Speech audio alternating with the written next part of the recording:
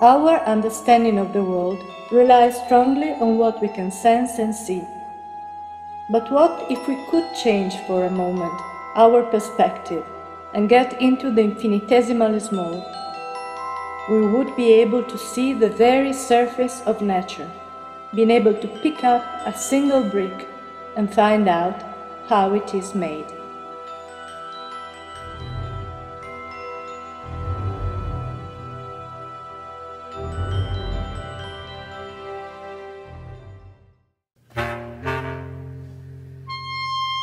If we start our journey from a human-sized dimension, let's say 1 meter, the size of an average dog, our destination, 1 nanometer, would be the billionth part of it. Too small to understand it? Let's dive into the infinitesimal size of matter. If we could shrink and get 1,000 times smaller than our dog, we would be the size of the flea hiding into his fur. Getting 10,000 times smaller, we would be as tiny as the diameter of a dog's hair. 100,000 times smaller, and we could see the red blood cells circulating inside the dog's veins, while 10 million times smaller are the viruses injected by the flea into the dog's body. Only here starts our journey into the nano world, a world so small that we can hardly imagine.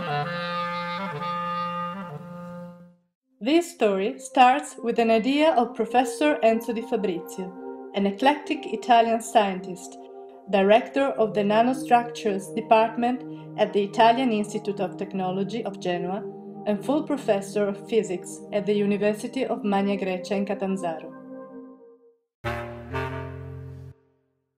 The origin of the project is related to several discussions that we have with our friends, colleagues and so on, because we realized that we have a technology that is able to detect few molecules. So we said, why we don't try to do this at the level of involving biologists and so on. So we started discussion, and this happened actually in a month or so, because I was coming in Trieste for a seminar. At that time there was also a scientist from Germany, Martin Avenit, that is also responsible for one of these work packages. So we started to discuss, and in a morning we decided also with Marco Lazzarino the structure of the project. Now, the project needed a European partnership to start developing and be eligible for European fundings. Partners joined from several European countries, such as Italy, Germany, Scotland and Spain. On one hand, it has the dimension of being a European consortium, which I think in itself it's important. It has also the point that we are very good, experienced, different groups from different fields of knowledge, application, science. And this is also very important. There are groups coming from medical science, from photonics, from nanotechnology. We are coming from the atomic force microscope.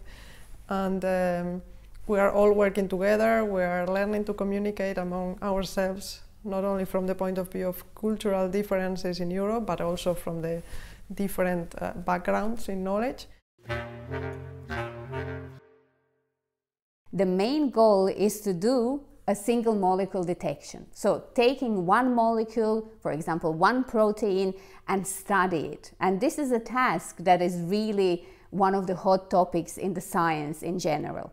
And in particular in nanoscience, because we are working on a very small scale.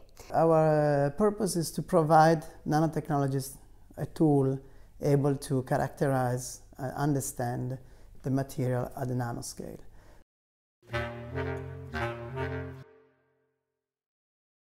Till now, there are no techniques able to go so in depth on detecting very small objects as single molecule. As we know, very often for some disease we need days before getting a response from a samples that we are analyzing. Our goal is also to reduce this time from days, sometimes weeks, to hours.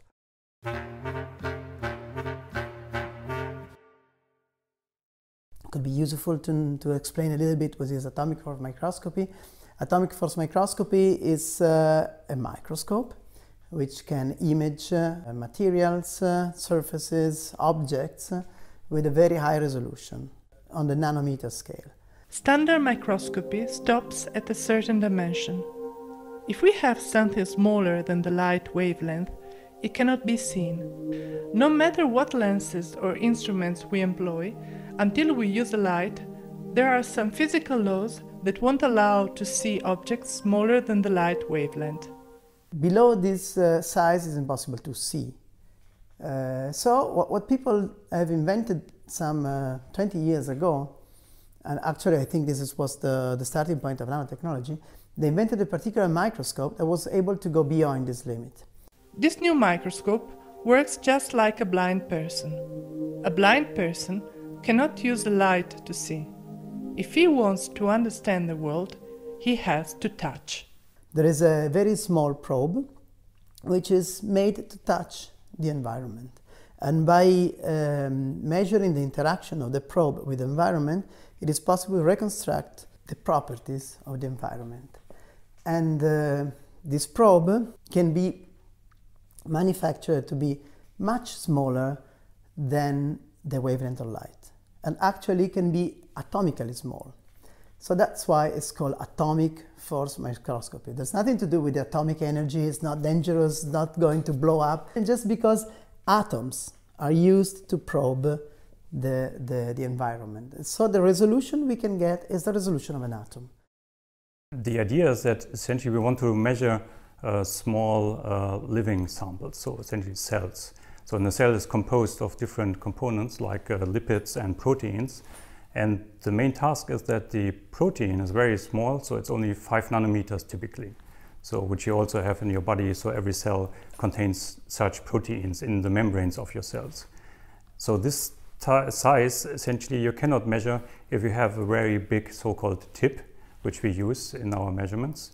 And the commercial ones are only like 40 nanometers, but still it's too large because 40 nanometers for the tip and the protein is only like 6 nanometers. So you have a very big thing, which maybe let's say this is a tip, a very big thing which tries to measure this one. So the idea is to, in this project, to collaborate with our Italian partners to have so-called super tips, so very small one, so that if this is the protein, so that we have a super tip which has the same size. So if you see in this way, we have a combination, so that we don't see anything. Suddenly we see the protein, and then we don't see it.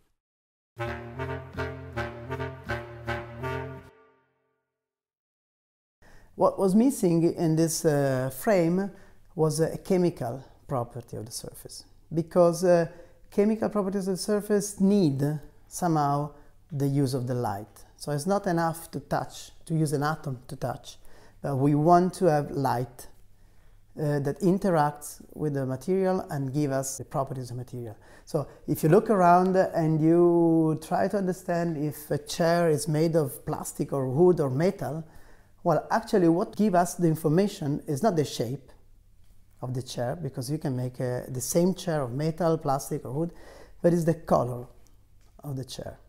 So the color, if it is shining, if it is opaque, if it is somehow transparent, and then we can get if it is glass, metal, wood, or whatever.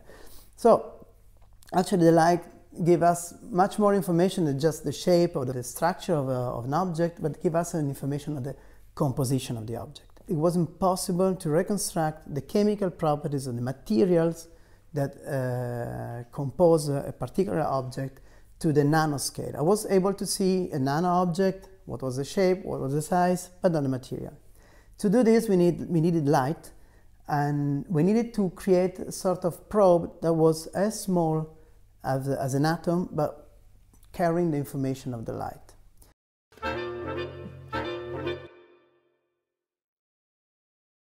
In my case, is mainly to coordinate other groups, but in particular what we do is design, fabrication and testing of nanostructure devoted for this project. What was really good in this project, it was interdisciplinary. You know, sometimes people tell you need to be interdisciplinary when you work in a nanoscience, but not many go into really different disciplines. So we had physicists, which were really developing new methodologies. We had chemists. I am a chemist. So we developed some chemistries to basically manipulate the molecules as well. We had engineers and biologists. Our role in the project is to design model structures for all the other project partners. They are all more doing spectroscopy, and we just feel a little bit lost with our work because we are more chemists. So we are designing model structures like nanoparticles or combined with bigger proteins. And our special task is the so-called DNA-directed immobilization. So we use what is normally a structure of nature, an oligonucleotide sequence, to combine oligonucleotides with nanoparticles. Might help in this project with models to the other partners that they can show their systems are working. The reason we were chosen as part of the project was we're one of the leading European Raman facilities, and we have a long history in functionalization with STIRs, with nanoparticles. Specifically, what I do is to simulate the different devices that we can use for SMD project. And the simulation involved specifically built computers, so they are quite expensive computers, and specifically built softwares. Also commercially available softwares, but mostly are specifically built for this purpose. My role in the project at the moment is the one of testing the new devices that are developed in other institutes as atomic force microscopy tools. We came to this project essentially by a collaboration directly with Enzo Di Fabrizio, and the general idea is that we combine our technology which we developed in Bochum, so which essentially is the near-field microscopy in the infrared and maybe potentially in this project also the terahertz range. My role inside the project is the preparation of biological samples using a technique like molecular biology, biophysics, and also electrophysiology. Our partners, which were developing microscopic methods or some spectroscopic methods, needed a way to attach certain molecules in a controllable way onto the surfaces. And this is what we did. We manipulated, we modified the DNA. We have managed to make a protein DNA conjugates and in a controllable way attach our proteins so that they can be further studied. Which one is the role of my group in this project? Well, I'm a molecular biologist and I am in charge of the proteomics core facility. So what we do, we study molecules, we study proteins, and we are particularly interested in developing new tools, innovative tools for early diagnosis. In this particular project, my specific aim is to study innovative ways to detect cancer. We are experts in making instrumentations for nanotechnology. Our role in the project is to develop instrumentation on one side, and on the other side we have the perspective from a company. Against all the perspective from pure science that other partners have. And I think this is the important experience that my institution gives to this consortium, that we are a company.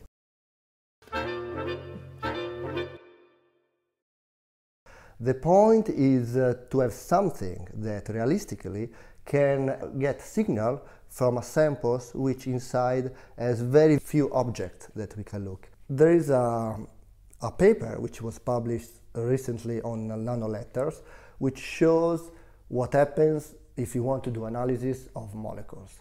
In that case, it was taken a sample, and what they did, they tried to see how long was necessary to wait to get a response from these samples according to the dimensions of the detector. And there is a very, very, very interesting picture or graph on this paper showing that if your device, your detectors, is a few nanometers, you have to wait some years before the molecules go on the detector, and you can get a signal out of it. The problem is a problem of sensitivity. We cannot hear the answer of very small quantities inside of it.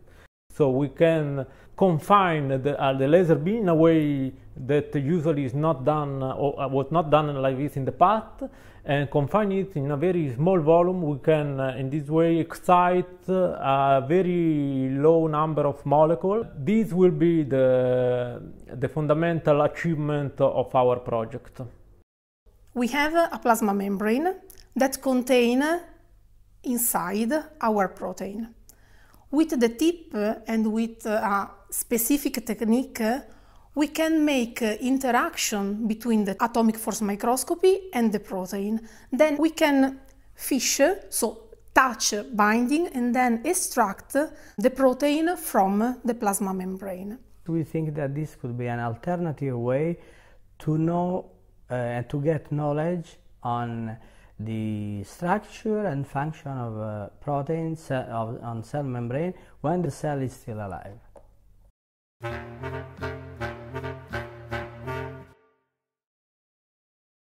We wanted to see if by using innovative technologies we could be able to define new potential targets for new therapies and things like that. We found that mutations in some of those proteins in the signaling cascade are associated with cancer and with specific types of cancer such as lung cancer, prostate, breast cancer, and so on. In the project we aim at demonstrating that we can face some biological problems like early detection of cancer or detection of molecules even on a cell membrane. The importance of the project is mainly related to the demonstration, a real demonstration that this technology, that means scanning probe technology combined with spectroscopy, can be useful for single molecule detection, especially in bio and nanomedicine problems.